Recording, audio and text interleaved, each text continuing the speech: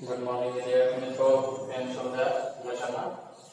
ધોરણ 7 ની અંદર ગુજરાતી વિષય તમારા 7માના ગુજરાતીમાં મિત્રો આપણે છેલ્લે એક પાઠની ચર્ચા કરી હતી, જે ગુજરાતીનો પાઠ છે ધોરણ 7.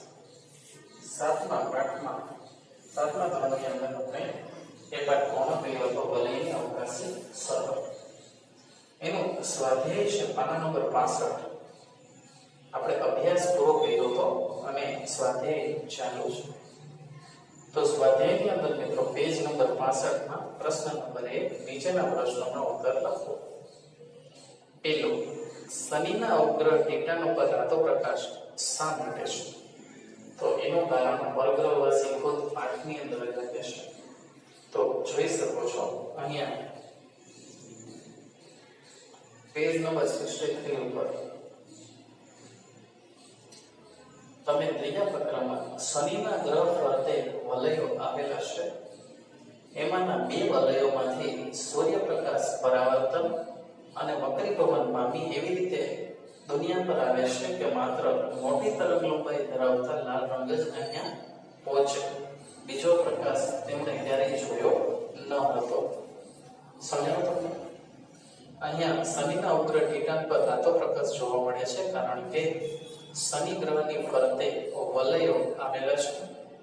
આ વલયોમાંથી બે વલયોમાં પ્રકાશ પરાવર્તન અને વક્રીભવન પામી તેના છઠ્ઠા ઉપગ્રહ ચંદ્ર ટીટાન પર પહોંચે છે અને માત્ર લાલ કલરનો જ લાંબી મોટી તરંગ લંબાઈ વાળો પ્રકાશ જ ત્યાં પહોંચે છે. એટલા માટે તેને શું કહેવામાં આવે છે? રાતો પ્રકાશ ત્યાં પહોંચે છે એવું કહેવામાં આવે છે. બીજા રંગનો પ્રકાશ ત્યાં જોવા મળતો જ નથી. બીજું, પ્રશ્ન નંબર 1 નો પહેલો પૂરો કર્યો. પ્રશ્ન નંબર 1 નો બીજો પ્રશ્ન, પરગ્રહવાસી બોસ પૃથ્વીવાસીઓને કેવી ચાસાચીઠી મોકલવા માંગતો હતો? અહીંયા મિત્રો પરગ્રહવાસી છે એ રાખોડી રંગના રબર જેવા જે શરીર છે એ યુરેનિયમ ધાતુ એનું બળતણ છે.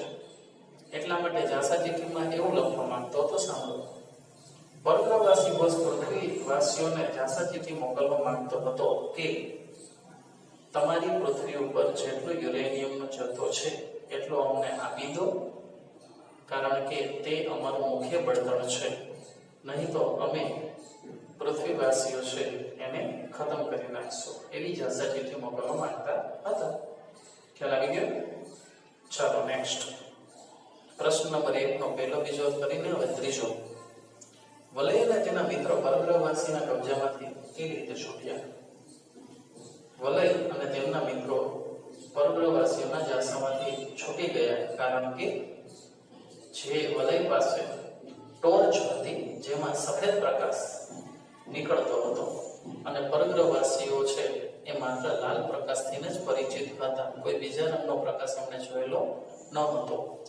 તો લાલ રંગ છે ખૂબ ઠંડો હોય, લાલ રંગ છે એના લીધે ત્યાં તાપમાન ખૂબ નીચું, ખૂબ જ ઠંડી હતી અને આ ટોર્ચનો પ્રકાશ તેના બોસ પર નાખવાથી તેની ચામડીમાં બળતરા થવા માંડી અને તે પીગળવા લાગ્યો. રબર જેવું તેનું રાખોડી શરીર પીગળવા લાગ્યું. આ માટે જ તેમણે શું કરેલું? તેમને તેના બોસ છે એ મૃત્યુ પામ્યો. એટલા માટે પરગ્રહવાસીઓ છે એણે તેમને પૃથ્વી પર મોકલવા માટેની વ્યવસ્થા કરી હતી. આ રીતે ત્રણેય મિત્રો છે એ તેમના ઝાંસામાંથી, તેમના કબજામાંથી છૂટી ગયા. ખ્યાલ આવ્યો મિત્રો? હા કે ના? બરાબર. ચાલો હવે આપેલા વાક્ય કોણ બોલે છે કે લખો. અરે આ વગર દિવાળીએ રોકેટ કોણે ફોડ્યું? વળી. તો મિત્રો પાઠની શરૂઆતમાં હું તમને આન્સર ગોતતા શીખવાડું. પાઠની શરૂઆતની અંદર જ વલય આવું બોલે છે. કોણ બોલે છે? અહીંયા પાઠની જ્યાં શરૂઆત થાય છે ત્યાં જ, અરે આ વગર દિવાળીએ રોકેટ કોણે ફોડ્યું? તેવો વલય પાના નંબર 59 ઉપર વલય બોલી ઉઠ્યો. અરે આ વગર દિવાળીએ કોણે રોકેટ ફોડ્યું? તો અરે આ વગર દિવાળીએ રોકેટ કોણે ફોડ્યું વળી એવું વલય બોલે છે. આ આવડો મોટો પ્રકાશિત ગોળા જેવું શું હશે? અહીંયા આ મોટો પ્રકાશિત ગોળા જેવું શું હશે? પાના નંબર 60 ઉપર વિરાટે ધીમા ભયભીત અવાજે કહ્યું, એટલે વિરાટ બોલે છે આ આવું મોટું પ્રકાશિત ગોળા જેવું શું હશે? બરાબર. હવે નેક્સ્ટ છે પેલું વલય, બીજું વિરાટ બોલે છે, અને હવે ત્રીજું છે આ કોઈ બીજા ગ્રહનું યાન લાગે છે. તો એ વિસ્મય બોલે છે. શું કહે છે? ગભરાતો નહીં, મારું અનુમાન છે આ કોઈ બીજા ગ્રહનું યાન લાગે છે. વિસ્મય બોલે છે.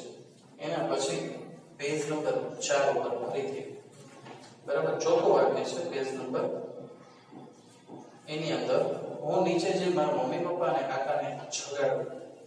વલય કહ્યું, વલય બોલે છે કે હું નીચે જઈ મારા મમ્મી પપ્પા અને કાકાને જગાડું. પાંચમું, મોટા આપણે માનીએ તેટલા નીડર નથી હોતા. વિરાટે કહ્યું મોટા આપણે માનીએ તેટલા નીડર હોતા નથી. છઠ્ઠું વાક્ય, તો અમે પૃથ્વી પરથી સમગ્ર માનવજાતનું નિકંદન કાઢી નાખશું. પરગ્રહવાસી બોલે છે. કોણ બોલે છે? પરગ્રહવાસી. બરાબર. પાના નંબર 63 ઉપર. તો અમે પૃથ્વી પરના સમગ્ર માનવજાતનું નિકંદન કાઢી નાખશું. પરગ્રહવાસી બોલે છે. ઉઠને જો કેટલો દિવસ ચડી ગયો. વલયના મમ્મી બોલે છે. વલયના માતા બોલે છે. પાઠમાં આવતા અવકાશ વિજ્ઞાન અને અંગ્રેજી ભાષાના શબ્દો શોધો. આ શબ્દોનો અર્થ મેળવી વાક્યમાં પ્રયોગ કરો. અંગ્રેજી ભાષાના જેટલા શબ્દો ગોઠવાયેલા હોય એ બધા આપણે લખવાના છે. તમને આવેલા સ્વપ્ન વિશે નોંધ લખો. આ પણ તમારે લખવાનું છે મિત્રો. ખાલી તમે આવેલા સ્વપ્ન વિશે નોંધ લખો એવું નહીં. તમારે આખી નોંધ લખવાની છે. તમને કેવું સ્વપ્ન આવેલું છે, તમને કોઈ આવું સ્વપ્ન આવેલું હોય અથવા એક સુંદર અથવા કોઈ ખરાબ જે કોઈ સપનું આવેલું હોય એની વિશે તમારે વર્ણન કરવાનું છે. ભલે 5 લીટી લખો પણ લખવાની. હવે ખરા ખોટાનો નિશાની. દિવ્ય સારો છોકરો છે. વાક્યમાં સારો એ ગુણવાચક વિશેષણ છે. સાચું છે. દિવ્ય છોકરો છે, પણ દિવ્ય કેવો છોકરો છે? તો કે સારો એ વિશેષણ છે, એનો ગુણ છે સારો છોકરો. સાચું વાક્ય છે. પ્રાંતિજ નાનો શહેર છે. વાક્યમાં નાનું એ ક્રમવાચક વિશેષણ છે. ખોટું. ક્રમ કોને કહેવાય? પહેલું, બીજું, ત્રીજું, ચોથું, પાંચમું એને ક્રમ કહેવાય. તો નાનું છે એ અહીંયા ક્રમ નથી દર્શાવતું. વાક્ય બીજું ખોટું છે. દોડ સ્પર્ધામાં તેનો ત્રીજો નંબર આવ્યો. આમાં ત્રીજો એક ક્રમવાચક વિશેષણ છે. સાચું છે. પહેલો, બીજો, ત્રીજો એક ક્રમવાચક વિશેષણ છે. સાચું છે. પહેલું સાચું, બીજું ખોટું, ત્રીજું સાચું. ચોથું, નિધિ 100 રૂપિયા લઈને મેળામાં ગઈ. વાક્યમાં 100 એ સંખ્યાવાચક વિશેષણ છે. સાચું છે. નિધિ 100 રૂપિયા લઈ મેળામાં ગઈ. 100 સંખ્યાવાચક છે. પહેલું સાચું, બીજું ખોટું, ત્રીજું ચોથું સાચું. એકમાંથી અનેક બનાવો. ભાવ તો ભાવ, ર તો રમત, તવ તો તલવાર. આઝાદી, અહીં આઝાદીમાં આ બરાબર આમાંથી તમે કોઈ પણ બીજું બનાવી શકો છો. પછી ઝામાંથી અને દીમાંથી ત્રણેયમાં અલગ અલગ અક્ષર. આ તો આવ, ઝા તો ઝાડ અને દી તો દિવસ. દેશ સેવા તો અહીંયા દે, તો અહીં દેવું અથવા દેશ, અથવા સો તો સગડી, સે તો સેવા અને વા તો વાદળ. એવી રીતે તમારે 5 બનાવવાના છે. ચાલો હવે પેજ નંબર 66 ઉપર આપણે 65 અને 66 ઉપર સ્વાધ્યાય બધા પૂર્ણ કરી લીધા છે. પેજ નંબર 65 અને 66 ઉપર પાઠનું સ્વાધ્યાય પૂરું થયું છે. તો પ્રશ્ન નંબર 1 થી માંડીને પ્રશ્ન નંબર 7 સુધી આખી અને લઘુ બંનેમાં એક વાર તમારે લખી નાખવાનું છે. બરાબર.